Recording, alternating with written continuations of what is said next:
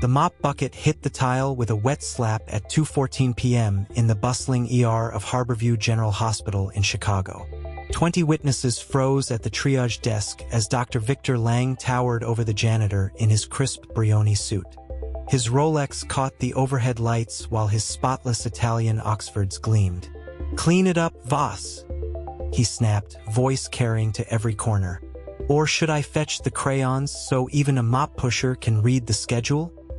He had no idea the quiet woman he had just humiliated in front of 20 witnesses was the only one in the building who could stop the bleeding when the next crisis hit. What was hidden behind those faded coveralls and the thin scars no one ever asked about? Elena Voss kept her eyes on the spreading puddle.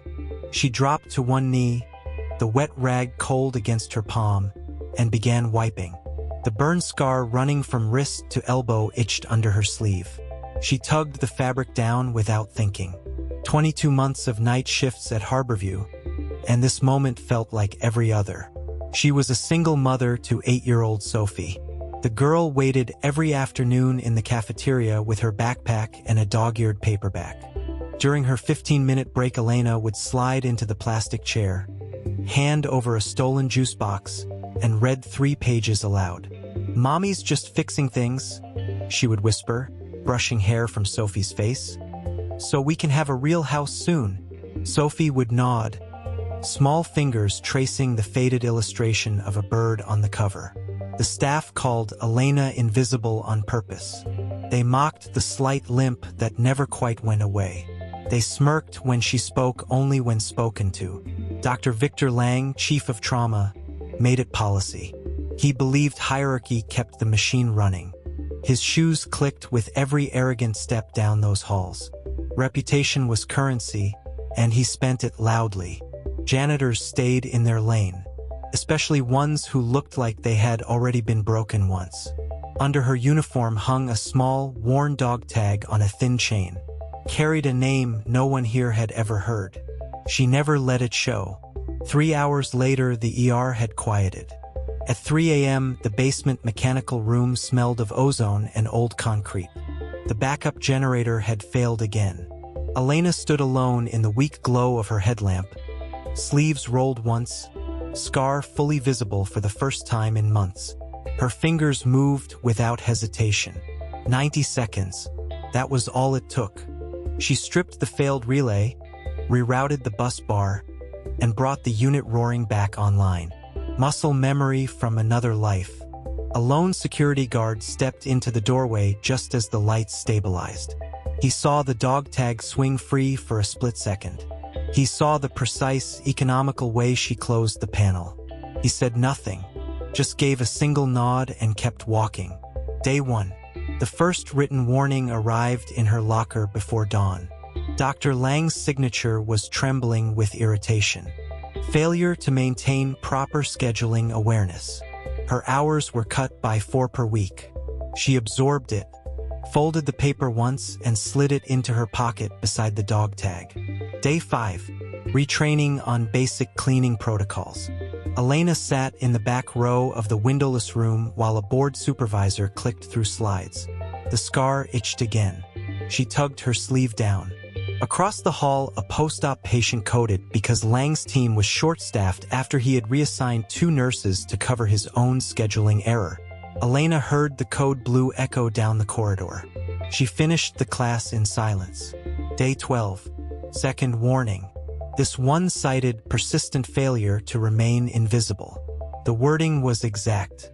Lang had underlined it twice. Sophie noticed her mother's tired eyes that afternoon in the cafeteria. The girl pushed the juice box back across the table. "You fixed the hospital again tonight, Mommy?" Elena smiled, thin and small. "Something like that. 19 hours to the storm." October 17th arrived with wind that sounded like freight trains. A Category 3 slammed into Chicago at 11:47 p.m. The power grid failed in a single brutal pop. Every ICU vent went dark. Monitors flatlined in 5 rooms at once. A retired firefighter on ECMO was the first to crash hard. Alarms screamed into the sudden blackness. Elena dropped her mop in the supply closet and sprinted. In total darkness, she found the crash cart by memory, tore open manual resuscitation bags, and took command of the first 2 beds. Her voice, usually soft, cut sharp through the panic. "Bag him 12 per minute. Don't stop." Then she moved. She descended alone into the flooded subbasement. 6 inches of freezing water. The transfer switch was submerged. Her boots splashed as she waded in. Fingers found the panel in the dark. She hot-wired the override with nothing but touch and a small multi-tool she kept clipped inside her coveralls. The generator coughed once, twice, then caught. Elena held the manual bypass for 9 straight minutes. Arms burning, water rising to her knees, scar fully exposed and forgotten. Power surged back through the building. Vents hissed to life. Monitors beeped again. When she climbed the stairs, soaked and shaking, the security guard from the basement weeks earlier was waiting at the top. He simply handed her a dry towel, still said nothing. The debt had only begun to be collected. The warnings kept coming. Lang's Italian Oxfords clicked louder now, as if volume could erase what the logs were starting to show. Elena absorbed each blow. She pulled her sleeve down over the scar every single time. Sophie waited in the cafeteria with the same paperback, the same quiet hope. And the small worn dog tag stayed hidden against Elena's chest, ticking like a second heartbeat beneath the faded coveralls. But the storm had changed something. The building remembered her hands in the dark. And Dr. Victor Lang was about to learn that some debts are paid with the lights on, in front of everyone who watched the humiliation the first time. Day 19 dragged into a brittle dawn. The hospital smelled of wet concrete and burnt wiring. Maintenance crews sloshed through the lower levels, muttering about impossible repairs. Elena kept her head down, mopping the same corridor for the 3rd time that shift. The dog tag pressed warm against her sternum, its metal edges dulled by years of quiet carrying. She had taken it off her own neck the night her unit evacuated the last village outside Kandahar. Now it reminded her what silence could cost. At 6:12 a.m., Lang strode past with 2 board members in tailored wool coats. His voice carried the crisp confidence of a man who still believed the org chart protected him. The generator failure proves the subbasement wiring was never upgraded. Another line item the previous regime ignored. We'll need outside contractors. Budget it at $2.4 million. He didn't glance at Elena. She might as well have been part of the floor. She finished the mop stroke, wrung the head, and moved on. The scar on her forearm itched under the sleeve. 17 years since that shrapnel had nearly ended her.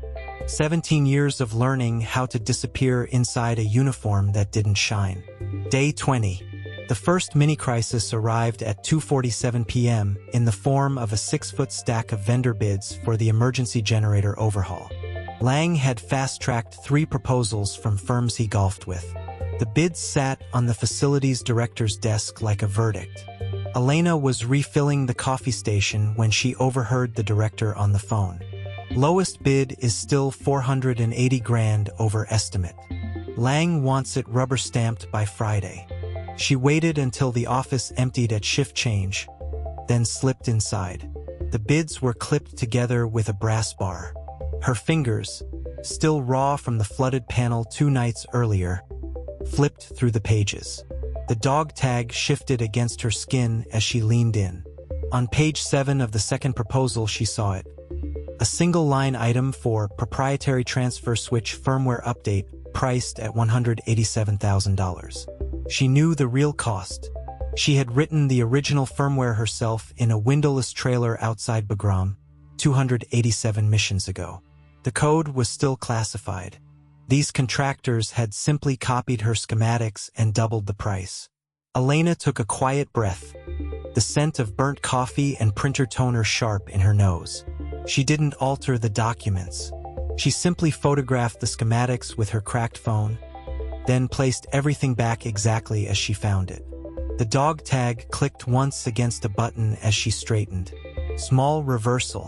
No one saw, but the debt ticked forward. Day 21. Sophie found her in the stairwell during lunch. The girl carried 2 juice boxes and the same paperback. "You look tired, Miss Elena." Elena accepted the drink. The cardboard felt cold against the burn still lingering in her forearms. They sat on the steps while Sophie read aloud from chapter 4. The story was about a mechanic who turned out to be a lost king. Elena listened, thumb tracing the raised letters on the dog tag beneath her scrub top. The child's voice echoed softly off Cinderblock. For 11 minutes, the hospital felt smaller, safer. Then the pager on Elena's hip buzzed. Code Gray in the East Wing. Another contractor crew had been caught cutting corners on the rewiring. She stood, ruffled Sophie's hair, and left the juice box on the step like an offering. The girl watched her go without asking questions. Some debts are paid in silence first. Day 22. The second escalation came at 10:19 a.m. Lang called an unscheduled all-hands in the main atrium. The same atrium where he had once told Elena her services were no longer required. 40 staff members gathered under the harsh fluorescence. The storm damage had left the space smelling of damp plaster and desperation.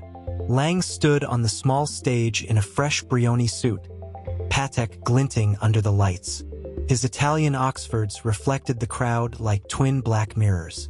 "Due to the recent incident," he began, "we are accelerating the sale of the entire subbasement infrastructure package. Sealed bids close in exactly 19 hours. The winner will demo and remove everything by end of month. This clears the way for the new oncology wing I promised the board." Polite ripple of applause. Elena stood at the back near the vending machines, mop handle resting against her shoulder. The dog tag felt heavier now, as if it had absorbed the weight of every flatlined monitor from the storm. Then the facilities director stepped forward with the bid summary. "We've received 7 offers. The frontrunner is still Apex Dynamics at $2.7 million. Lang nodded, pleased. But the director kept talking.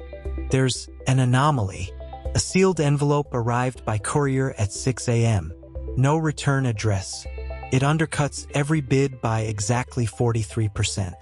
The proposal includes schematics that match classified DoD drawings from 2009. The bidder listed is a shell company called Tag 17 Holdings." Lang's smile froze. The atrium grew quieter than the blackout had been. Elena felt the scar pull tight as she gripped the mop harder. She had not sent the envelope. Not yet, but someone clearly had. The name Tag 17 was her old unit designation. The debt was no longer only hers to collect. 19 hours to the auction. Lang dismissed the meeting with a sharp clap. His voice cracked just enough for those in the front row to notice. As the crowd dispersed, Elena stayed behind, wiping the same spot on the floor until the atrium emptied. The security guard from the basement passed her again. This time he left a small paper napkin on the bench near the elevators. On it, in block letters, "Still watching." Day 23. The grind deepened. Elena worked a double shift, then a triple. The scent of Janitor exhaust clung to her coveralls no matter how many times she laundered them. At 3:14 a.m., she found herself alone in the subbasement again. The water had been pumped out, but the concrete still held the chill. She pulled the dog tag out into the open for the first time in weeks. The metal caught the beam of her headlamp and threw it back at her like an accusation. Sergeant E.M. Voss, it read.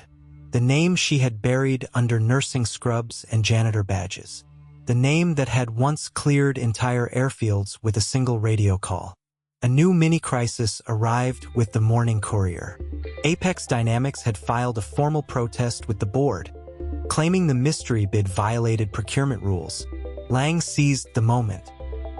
He scheduled a closed-door review for 4 p.m. in the same boardroom where Elena had once been told to take her box and go. She was not invited, but the facilities director, the same man who had watched her hotwire the override in the dark, left a copy of the agenda on her locker. A quiet act, the first public crack in the wall. Elena read the single page under the stairwell light at 1:22 p.m. The protest cited, suspicious foreknowledge of classified firmware. Lang's signature sat at the bottom in trembling ink. She folded the paper once, then again, and tucked it beside the dog tag. The metal warmed against her ribs like an old friend waking up. Sophie waited in the cafeteria again at 2:07. The paperback was dog-eared now at chapter 9. The girl slid a fresh juice box across the table. "You keep fixing things nobody sees," Sophie said softly. Elena smiled for the first time in days. The child's small hand brushed hers, and for a moment the hospital smelled like crayons instead of disinfectant. The dog tag clicked once as Elena leaned forward to listen to another page. Found family in the middle of the grind. The stakes had not changed. The lights still had to come on in front of everyone who had watched her fall. Day 24. 14 hours until the auction. The corridors buzzed with rumor. Maintenance workers placed quiet bets on whether the mystery bidder would appear in person. Lang's Italian Oxfords clicked faster now, the sound bouncing off freshly painted walls. He had begun checking the security feeds himself, searching for the face that matched the name on the shell company. He would not find it. Not yet.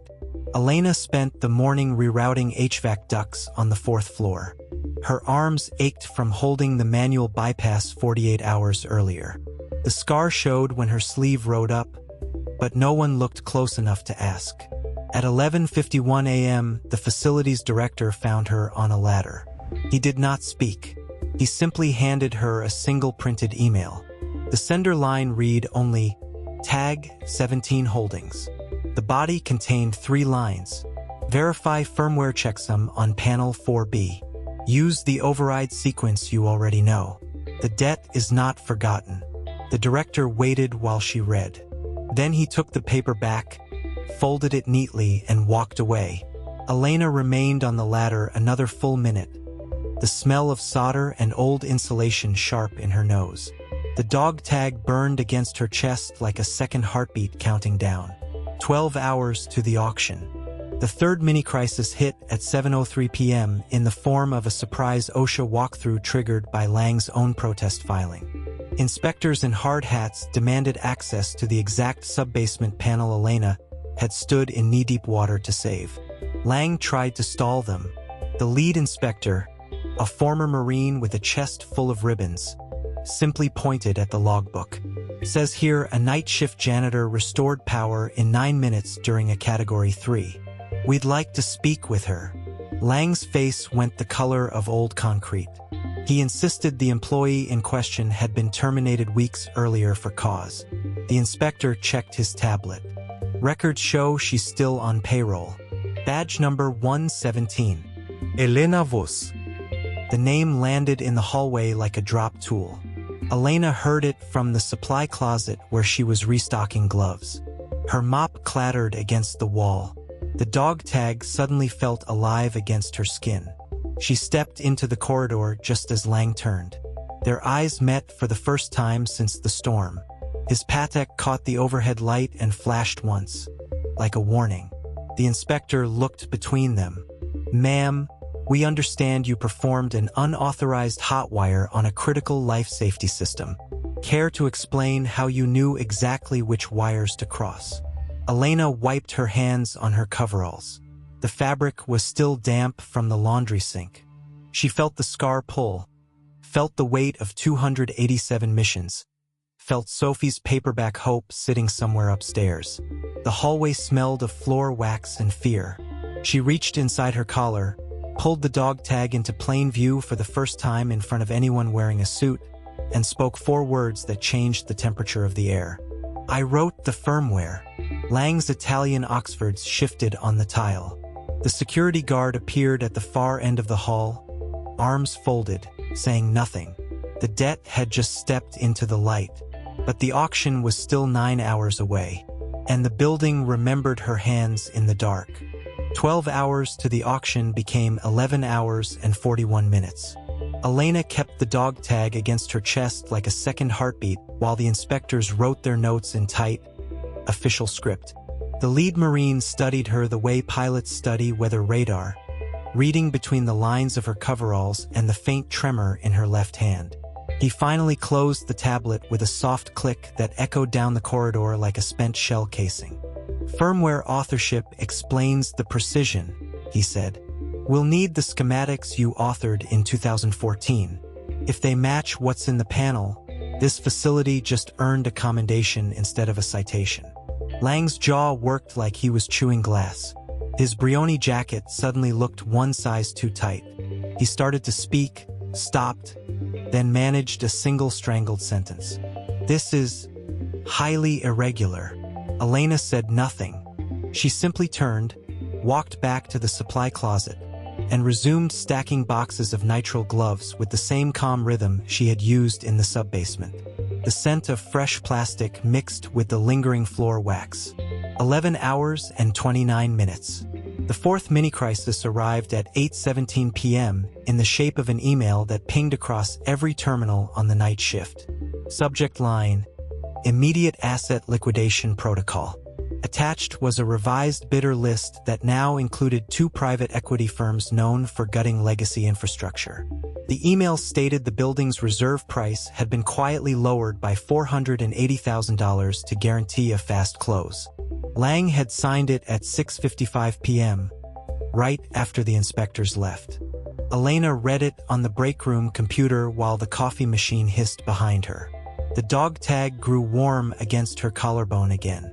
She closed the email, opened a fresh browser window, and typed a 14-digit routing number she had not touched in 9 years.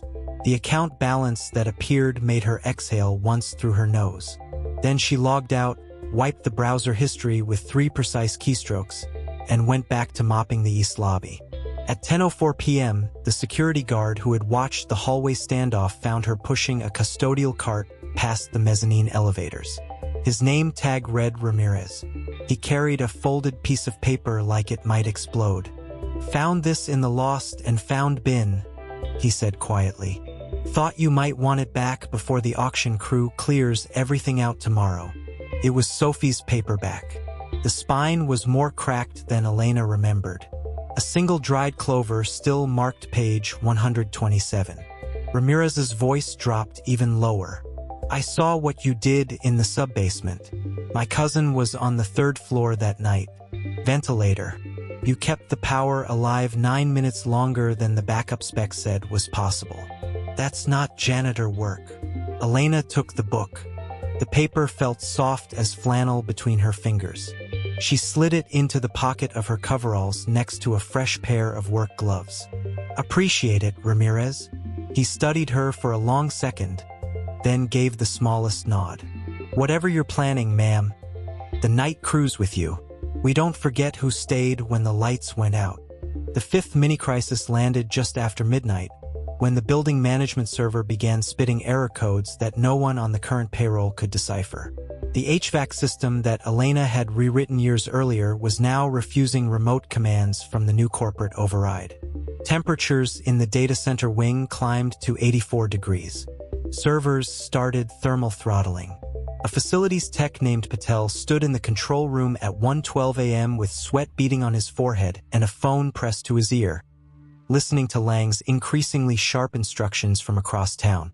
Elena arrived without being called. She still smelled of bleach from the West Wing bathrooms she had finished scrubbing at 12:40. The dog tag rested cool now against her skin, almost soothing.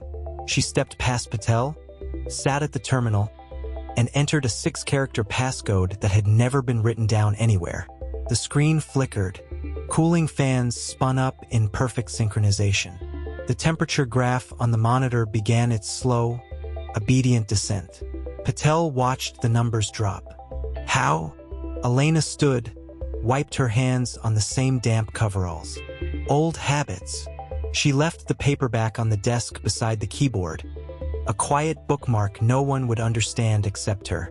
By 3:47 a.m. word had begun to leak through the building the way water finds cracks. A night nurse in pediatrics told a respiratory therapist. The respiratory therapist told the security sergeant who had stood silent in the hallway earlier. By 4:30 a.m., The rumor had reached the loading dock where 2 auction prep workers were staging folding chairs for the morning event. They kept glancing toward the service elevator as if it might open and reveal something impossible.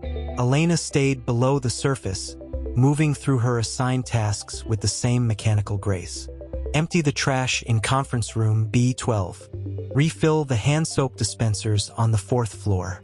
The scar on her shoulder pulled every time she reached high. A small reminder of cockpit G-forces and ejection seat burns. She let the pain speak without complaint. The dog tag never left her skin. It had become a compass, pointing always toward the same fixed truth. The building had been hers once. Could be again. The 6th mini-crisis announced itself at 5:22 a.m. in the form of a locked executive server room on the 23rd floor. Lang had changed every access credential at 4:50 a.m. after receiving an anonymous tip that someone was accessing legacy firmware logs. The morning auction team needed the final deed packet stored inside. 2 junior associates in pressed suits stood outside the glass door looking helpless while the digital lock blinked red. Elena arrived pushing her cart at 5:31. The smell of fresh coffee from the associate's thermos drifted across the hallway. She stopped, pulled a small Allen key from her coveralls, and removed the entire card reader housing in 47 seconds. Behind it lay the original hardline port she had installed during the first build-out in 2013. She plugged in a battered USB drive that still carried faint scratches from the desert sand of another life. The lock disengaged with a soft chime. One of the associates actually dropped his phone. Elena spoke without looking up. "Tell Mr. Lang the original owner never forgets her back doors." She replaced the housing, gathered her cart, and continued down the hall before either man could form a question. The dog tag caught the rising sunrise through the atrium glass and flashed once. The same color as the Patek that had warned her in the corridor the night before. By 7 a.m., the building had begun to feel different. Foot traffic increased. Whispered conversations followed Elena like a wake. She restocked the paper towel dispensers on the main lobby level while Lang's assistant hurried past without meeting her eyes. The assistant's designer heels clicked an uneven rhythm on the marble. Elena recognized the sound of someone who had just been asked an uncomfortable question and had no comfortable answer. The 7th mini-crisis came at 8:19 a.m. when the auctioneer's team discovered that every digital copy of the building's original blue line drawings had been replaced overnight with a single scanned image. A child's crayon drawing of a tall building with stick figure arms holding it up from below. The caption, written in Sophie's careful 7-year-old hand, read, "My mom fixes the dark." The file name was simply vasanuskrprotocol.pdf. Security cameras showed nothing. The IT logs showed an internal admin account that had been deactivated in 2015. Lang arrived at 8:44 a.m. wearing the same Brioni suit, but the knot in his tie looked like it had been tied by nervous fingers. His Italian Oxfords no longer shone quite so brightly. He stood in the center of the lobby staring at the projected image on the auction screen and said nothing for a long time. Elena mopped the far side of the lobby, the wet strands of the mop head making soft rhythmic sounds against the stone. The dog tag moved with each breath, a quiet metronome counting down with the clock above the information desk. She felt the eyes on her now, not hostile, curious. The same security guard, Ramirez, gave her a small salute when their paths crossed near the service stairs. A pediatric nurse pressed a paper cup of coffee into her hand without a word. The coffee was black, exactly the way she had taken it during the long nights in the ready room before 287 combat missions that no one here was supposed to know about. The building remembered, and the slow, procedural collection of the debt kept moving forward, one careful minute at a time, while the dog tag burned warm against her skin like a promise not yet paid in full. The dog tag pressed against Elena's collarbone as she pushed the mop bucket toward the service elevator. Its metal edge had grown warmer with every passing hour, as if it carried the heat of those 287 missions she still refused to name out loud. The 8th mini-crisis arrived at 9:07 a.m. when the escrow account holding the building's reserve bid simply vanished from the blockchain ledger. Not frozen, not hacked, erased as though it had never existed, replaced by a single line of text that read, "Authority transferred. Voss protocol active." The auction house's compliance officer, a woman in a crisp navy pantsuit, kept refreshing the screen while her Bluetooth earpiece buzzed with frantic calls from Zurich. Elena kept mopping. The faint smell of pine disinfectant mixed with the metallic tang that always seemed to follow her now. The same scent that used to cling to the cockpit after long night runs over hostile terrain. She didn't look up when Lang's voice cracked across the lobby. "Get me every forensic accountant we have on retainer. I want this fixed before the first bidder walks in." His words bounced off the marble and died. No one moved. The assistant who had hurried past earlier now stood frozen near the revolving doors, clutching a tablet that showed nothing but that crayon drawing again. Sophie's careful letters bleeding slightly at the edges where the scan had caught a tear. Elena wrung the mop head over the bucket. Water dripped in slow, deliberate beats. Each drop sounded like the second hand on the old analog clock in the ready room back at Nellis, counting down to wheels up. The dog tag shifted with the motion, its chain catching the morning light slanting through the east windows. A faint engraving on the back, 287, flashed once before disappearing beneath her coveralls. By 10:22 a.m., the compliance officer had traced the anomaly to an encrypted node last used in 2015.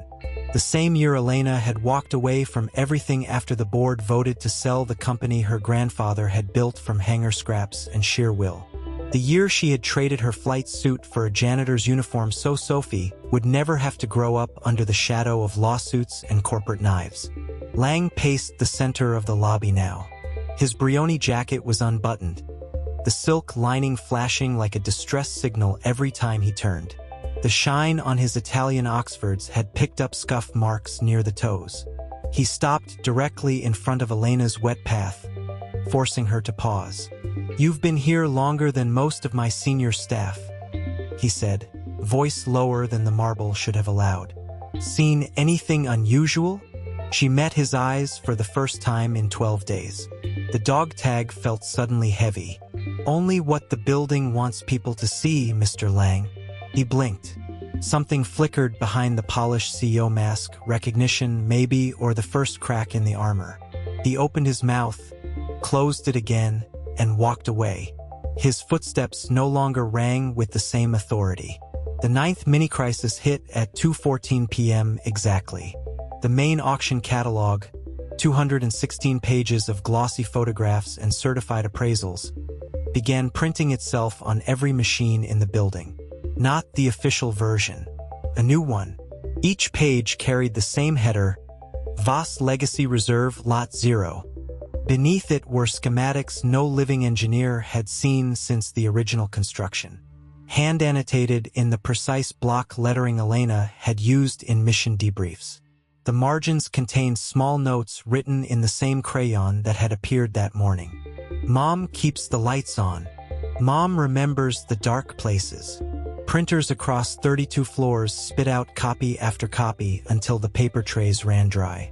Maintenance staff ran out of toner by 2:47. The smell of warm ink filled the air like jet fuel on a cold dawn runway.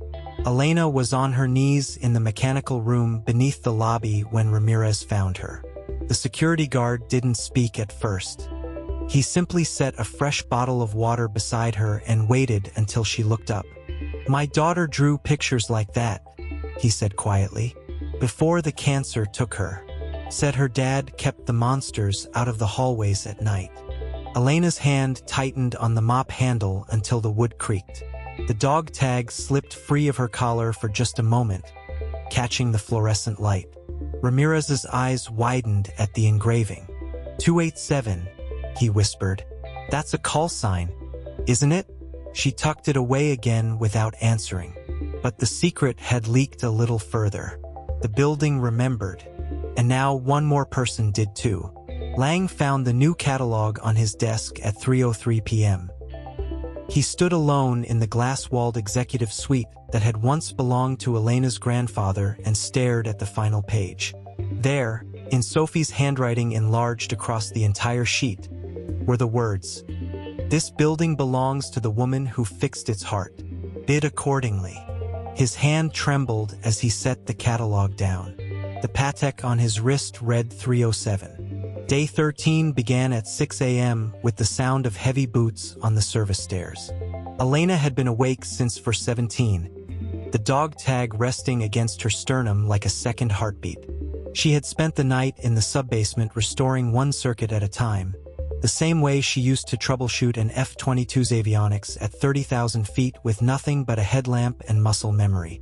The 10th mini-crisis arrived at 7:55 a.m. when every digital billboard in a 6-block radius switched from luxury watch advertisements to a single looping video. Grainy cockpit footage from a classified mission in 2009. The pilot's voice, Elena's voice, calm and steady as she talked a failing wingman home through a sandstorm that had grounded everyone else. The final 3 seconds showed her call sign painted on the fuselage, Voss 287.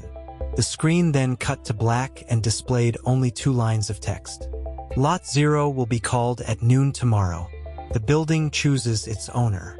Lang watched the footage from the lobby information desk, surrounded by reporters who had begun arriving early. His tie was missing today. The Brioni suit looked slept in. When the clip ended, he turned slowly and found Elena pushing her cleaning cart across the far side of the marble expanse. Their eyes met across 50 feet of polished stone. This time he didn't look away. The dog tag grew warmer still. At 9:42 a.m., the escrow account reappeared. Only now it contained an additional $43 million. Exactly the amount the board had voted to strip from Elena's final severance package in 2015. The compliance officer fainted when she saw the transaction log. The originating wallet was labeled simply, Protocol Trustee Voss. Elena allowed herself one small smile as she refilled the mop bucket. The pine scent rose stronger now, cutting through the nervous sweat that had begun to gather on the foreheads of men in $1,000 shoes. Sophie's crayon drawing had been framed overnight and hung in the center of the auction preview room. No one could explain how. Lang approached her at 10:19 a.m. while she polished the brass rail along the grand staircase. His Italian Oxfords stopped 3 steps below her. The marble felt cooler beneath her rubber-soled work shoes. "Elena," he said.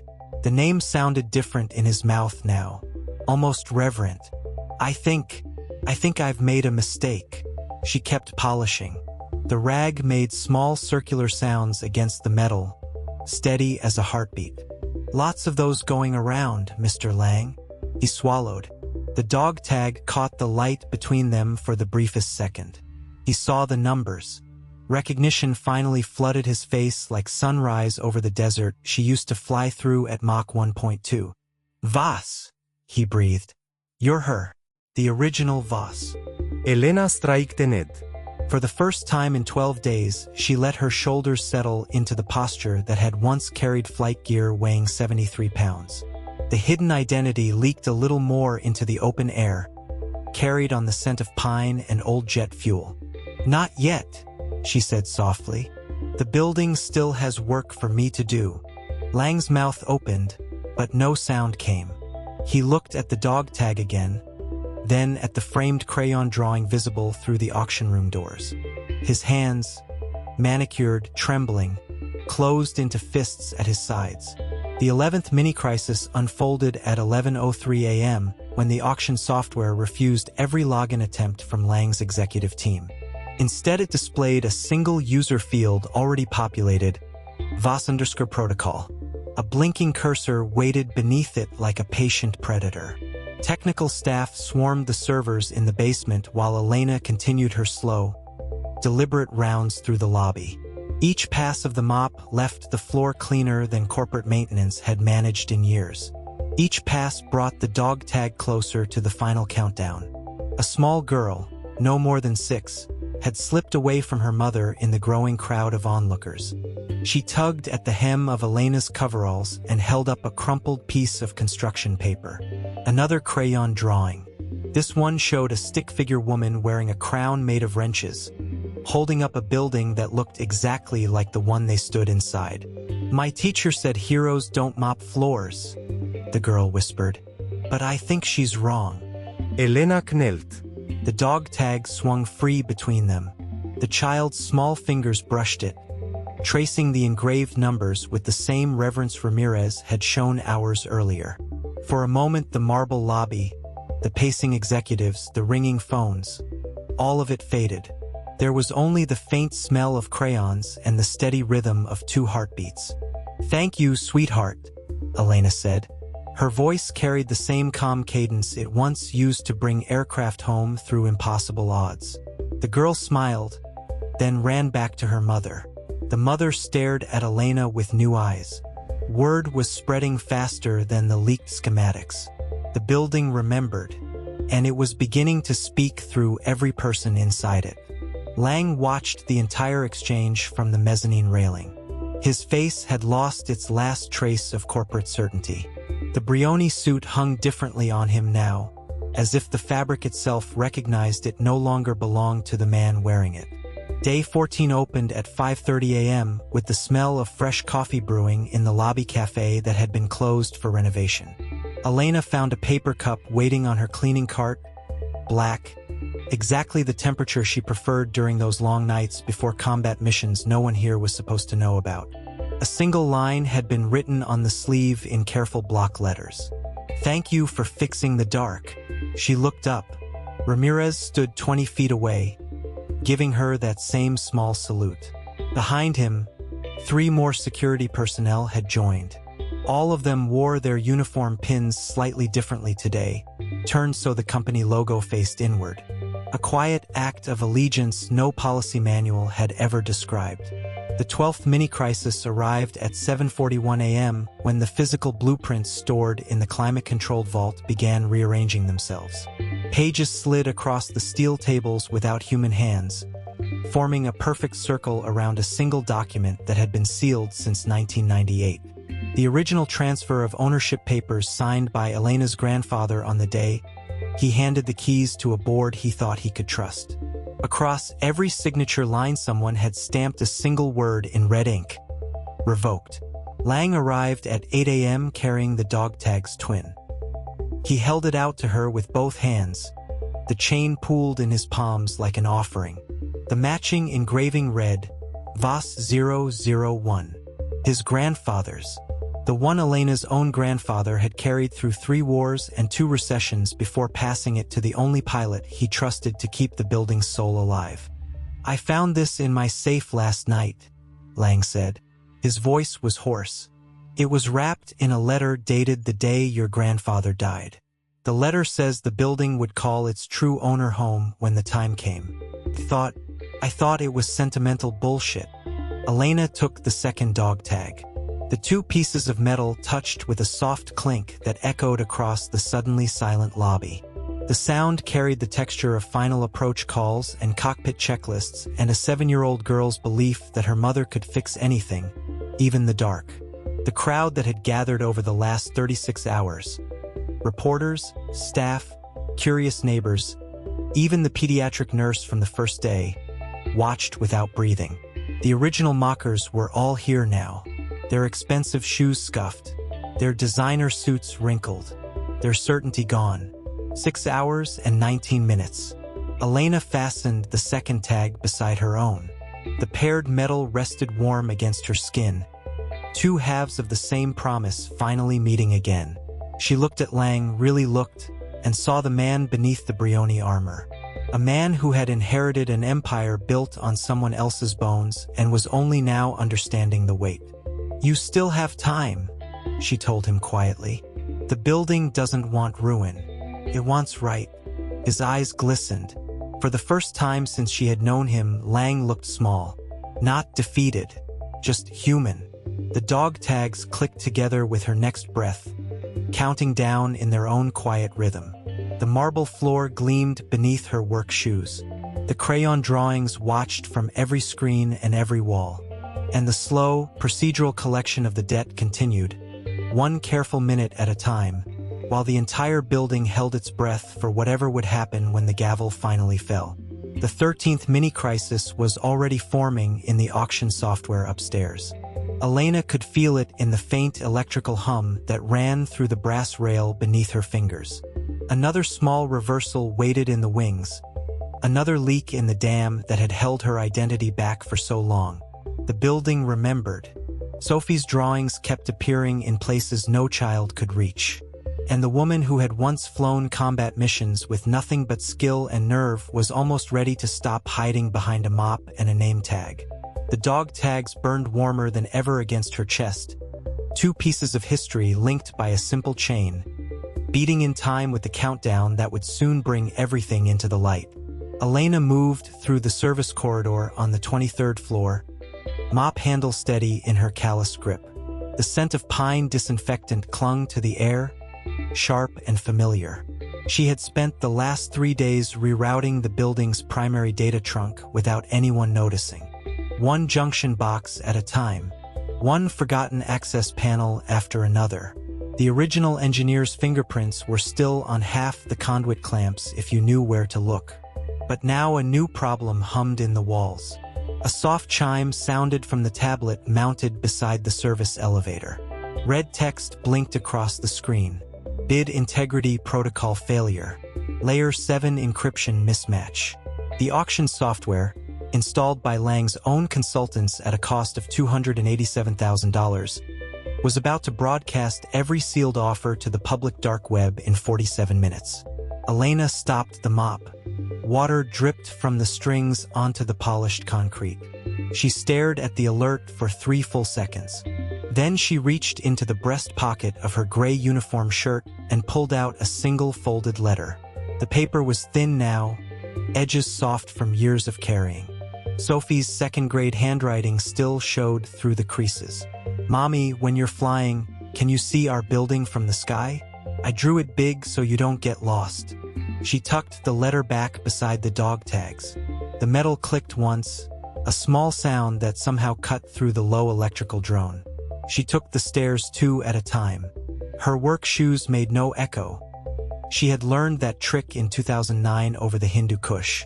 The service door to the server room on sublevel 2 opened with a janitor's master key that had never been meant for this floor. Inside, the racks glowed blue, 46 degrees Fahrenheit. The exact temperature she had once kept a Black Hawk's avionics bay at during a sandstorm recovery. Lang's head of IT was already there. Markus Hale. 31 years old. Brioni tie loosened. Patek Philippe pushed high on his wrist like it was in the way. He stood over a laptop, sweat darkening the collar of his shirt. "It's locked us out," he said without looking up.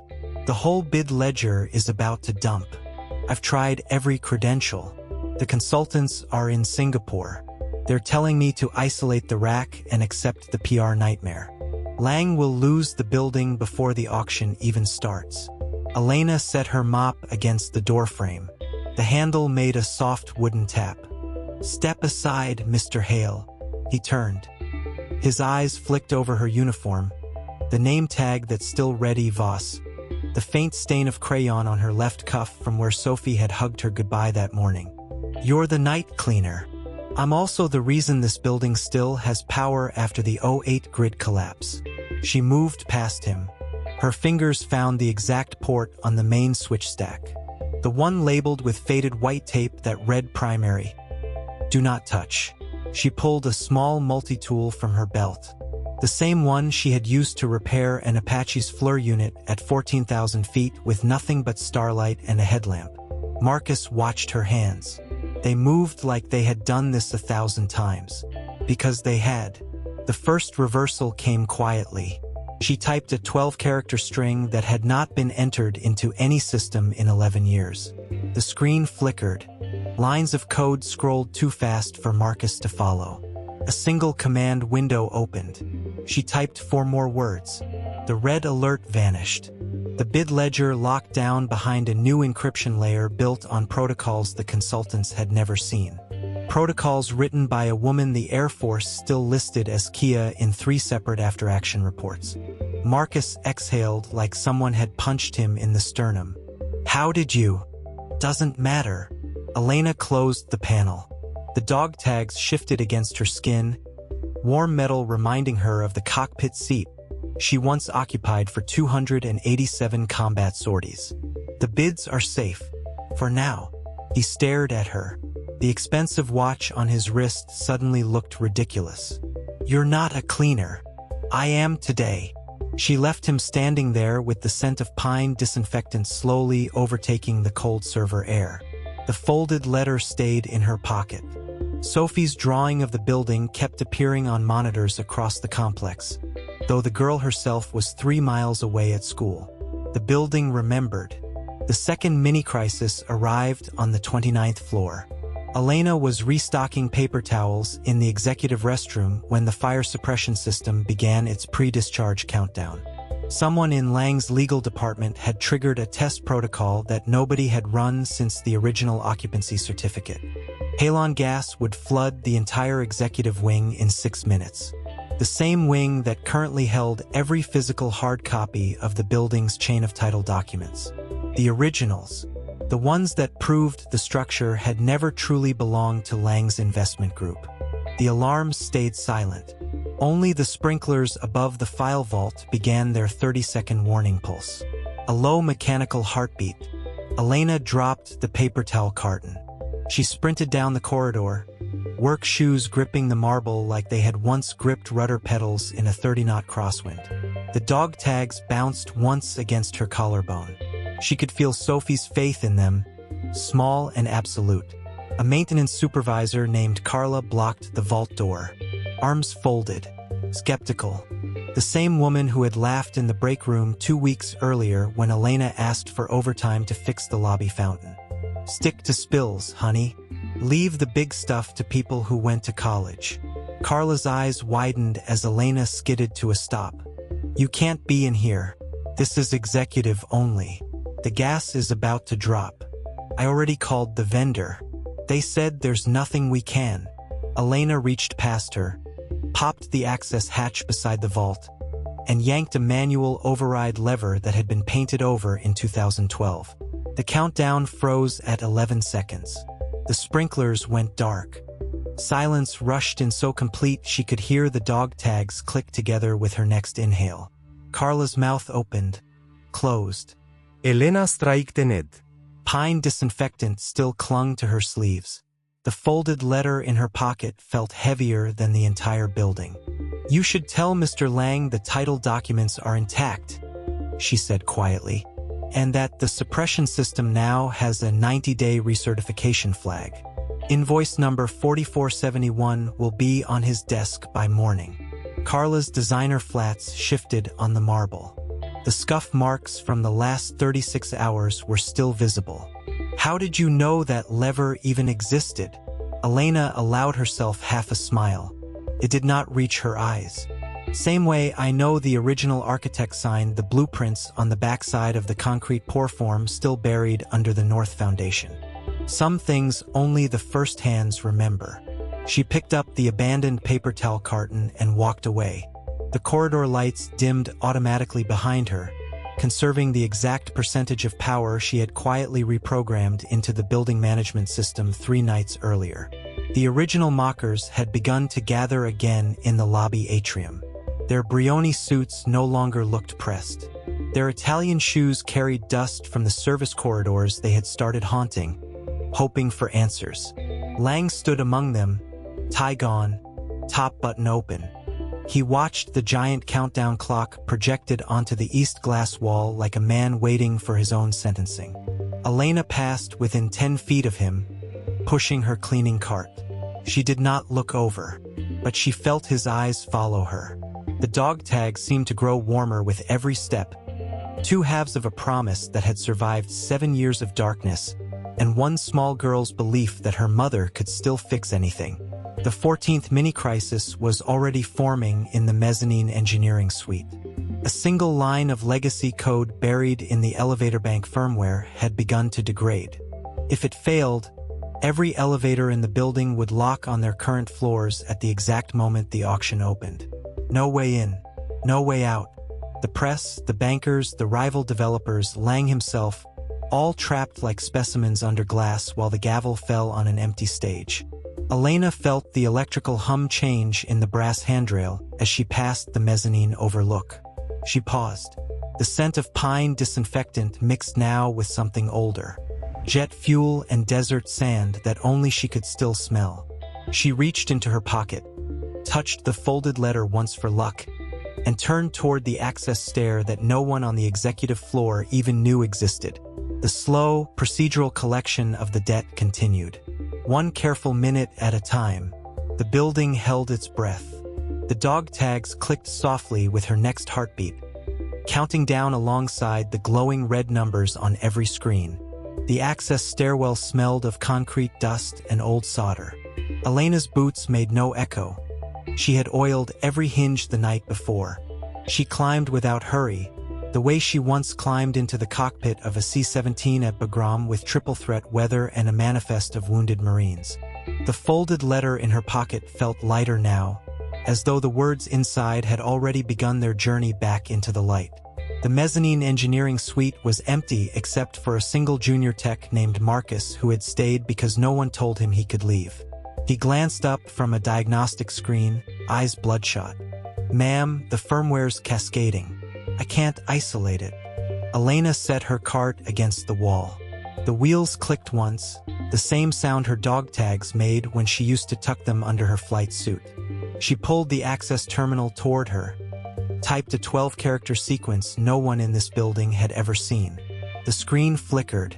Lines of green text scrolled like rain. "Watch," she said. One command. One backdoor she had written in 2017 when the building was still blueprints on her drafting table. The legacy code froze, then rewrote itself in real time. The elevator's side open on every floor at once. A soft metallic exhale that rolled through the atrium like distant thunder. Marcus stared. She was already moving again. Down on the lobby level, the mockers had multiplied. 23 executives, 4 bankers, 2 rival developers, and Lang. Their faces wore the gray pallor of men who sensed the ground shifting beneath Italian leather. Someone had tried to kill the projection of the countdown clock. It refused to die. Elena pushed her cart through the edge of the crowd exactly as the first reporter noticed the elevators were running again. A ripple of confused relief passed through the suits. No one thanked the woman in the gray uniform. They never did. She kept walking until she reached the service corridor behind the main auction hall. There she knelt, opened a utility panel the size of a cereal box, and slid the paper towel carton underneath. Inside the carton were 3 slim black drives and 1 worn photograph of a 7-year-old girl holding a crayon drawing of an airplane. Elena closed the panel, stood, and whispered to no one, "Almost home, baby." The grinding continued. At 4:14 a.m., the 14th mini-crisis arrived wearing the face of a sweating banker who discovered the escrow account had been rerouted through a trust no one could trace.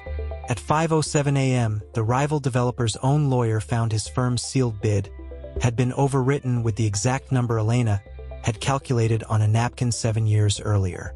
At 6:22 a.m., the building's public address system, which Lang had ordered silenced, began to play a single looped recording. Elena's calm voice reading the original engineering specs the board had dismissed as overkill. The words drifted through every marble corridor like smoke. By 7:50 a.m., the atrium smelled of burnt coffee and fear.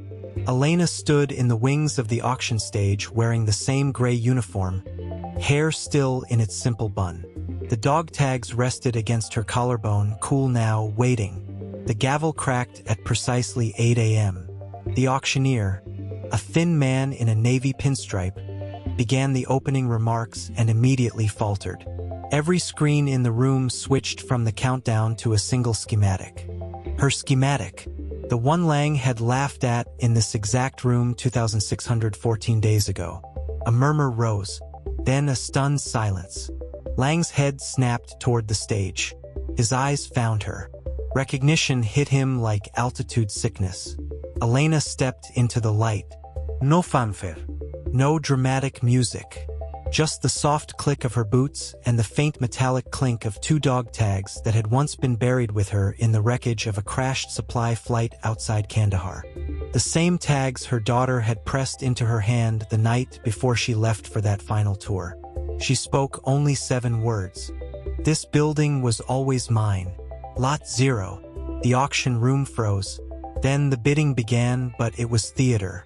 Every serious buyer already understood the trust that now owned the property had been registered in the name of Elena Maria Voss, former chief structural engineer, 287 combat sorties. Call sign Phoenix.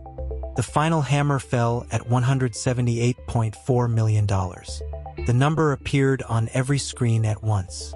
In the front row, Lang sat perfectly still. His Patek Philippe read 9:17 a.m. The same watch he had worn the day he told her. "Your designs belong in a junkyard, Voss. Scrap metal. No value." The room emptied slowly. Reporters shouted questions. Elena ignored them. She walked straight to the small green room behind the stage where Lang waited alone. The door clicked shut. For 30 seconds, neither spoke. He looked smaller without the tie. "I thought you were dead," he said. His voice cracked on the last word. "I was," Elena answered. "For a while." She placed the folded letter on the table between them. The same letter she had carried every day since the crash. It was her resignation, written the night before she flew out, the one he had never read because he had already fired her by email while she was wheels up. Lang's hands trembled as he opened it. When he reached the final paragraph, where she had listed every safety flaw his cost-cutting would create, he closed his eyes. "I'm sorry, Elena." "I was arrogant. I was cruel. And I was wrong." She studied him a long moment the way she once studied stress fractures in carbon fiber. "I know," she said. Then she left him there with the letter and the weight of every floor above their heads that now stood because of her, not him. The public apology came 31 minutes later.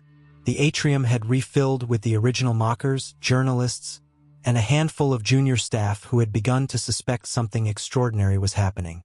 Lang stepped onto the same stage where the gavel had fallen. Cameras rolled. He did not read from notes. His Italian shoes were scuffed. His Brioni jacket hung open. 7 years ago, I stood in this room and told a woman who had designed this entire building that her work had no value. I called her scrap metal. I erased her name from every record I could touch. Today, that same woman just bought the building for $178.4 million. Her name is Elena Maria Voss. She is the reason these walls are still standing. She is the reason any of us still have jobs. I was wrong. I was cruel. And I am deeply, publicly sorry. He looked straight into the nearest lens. Elena, if you're watching, thank you for saving what I tried to destroy.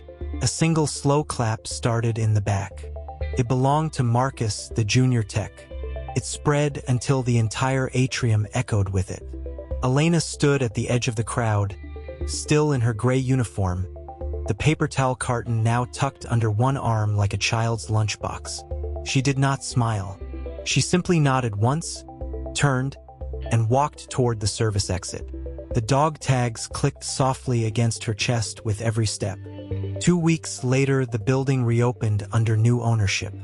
The name on the polished brass plate beside the main doors reads simply, Voss Tower. No first name, no titles, just the word that had once been laughed out of the same lobby. Elena stood on the roof at dusk with her daughter, now 14, the girl's hand warm inside hers. Below them, the city stretched out in a quiet carpet of lights. The paper towel carton rested between them on the ledge, open. Inside lay the dog tags, the folded letter, and a new crayon drawing the girl had made that morning. An airplane rising from desert sand, wings catching fire that looked suspiciously like sunrise. Elena touched the drawing once, the way she used to touch her daughter's cheek through a laptop screen during 7 years of darkness. The wind carried the faint scent of jet fuel and pine disinfectant. She spoke quietly, almost to herself. Some debts you collect one careful minute at a time. And when they're finally paid, you realize the building was never the point.